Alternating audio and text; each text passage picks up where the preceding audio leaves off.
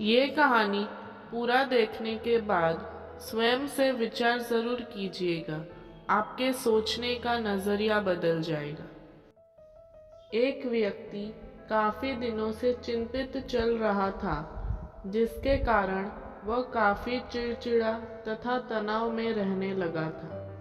वह इस बात से परेशान था कि घर के सारे खर्चे उसे ही उठाने पड़ते हैं। पूरे परिवार की जिम्मेदारी उसी के ऊपर है।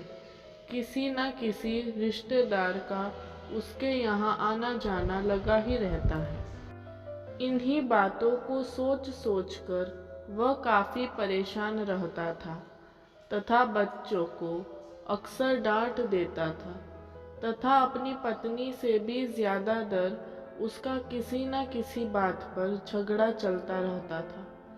एक दिन उसका बेटा उसके पास आया और बोला, पिताजी मेरे स्कूल का होमवर्क करा दीजिए। वह व्यक्ति पहले से ही तनाव में था, तो उसने बेटे को डांट कर भगा दिया।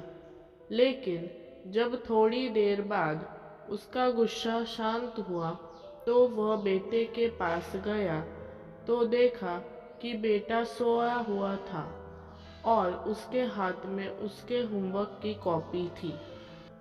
उसने कॉपी लेकर देखी और जैसे ही उसने कॉपी नीचे रखनी चाही, उसकी नज़र होमवर्क के टाइटल पर पड़ी।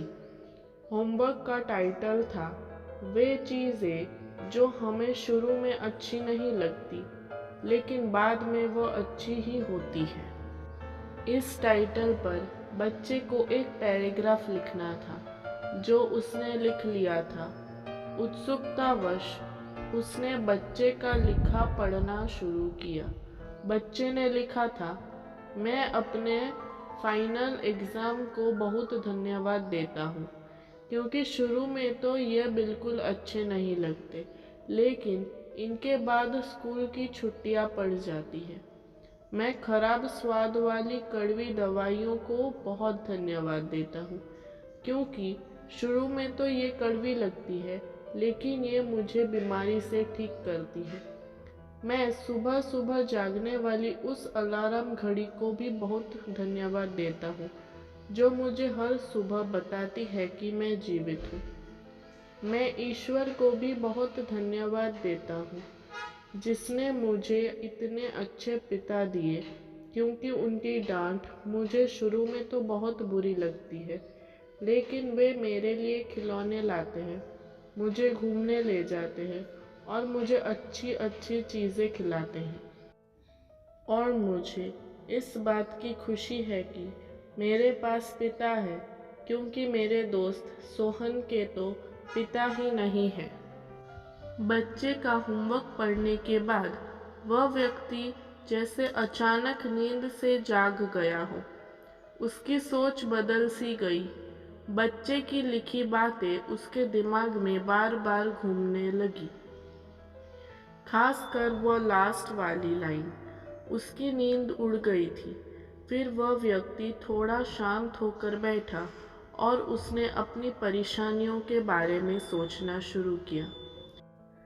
मुझे घर के सारे खर्चे उठाने पड़ते हैं, इसका मतलब है कि मेरे पास घर है और ईश्वर की कृपा से मैं उन लोगों से बेहतर स्थिति में हूँ जिनके पास घर नहीं है।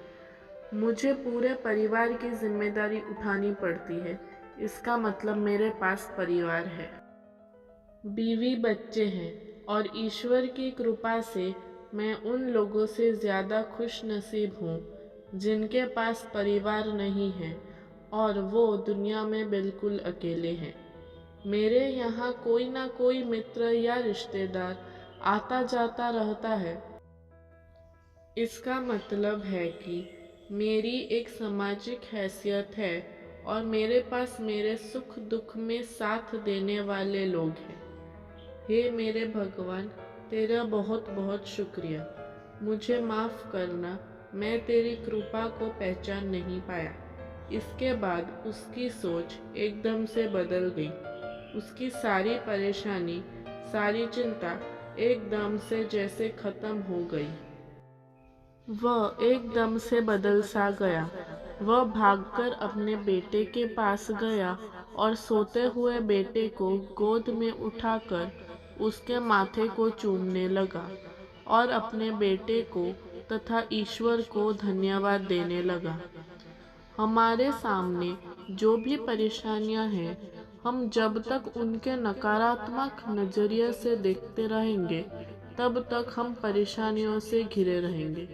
लेकिन जैसे ही हम उन चीज़ों को उनकी परिस्थितियों की सकारात्मक नज़रिए से देखेंगे, हमारी सोच एकदम से बदल जाएगी। हमारी सारी चिंताएं, सारी परेशानी, सारे तनाव एकदम से ख़त्म हो जाएंगे और हम मुश्किलों से निकलने के लिए नए नए रास्ते देखने लगेंगे।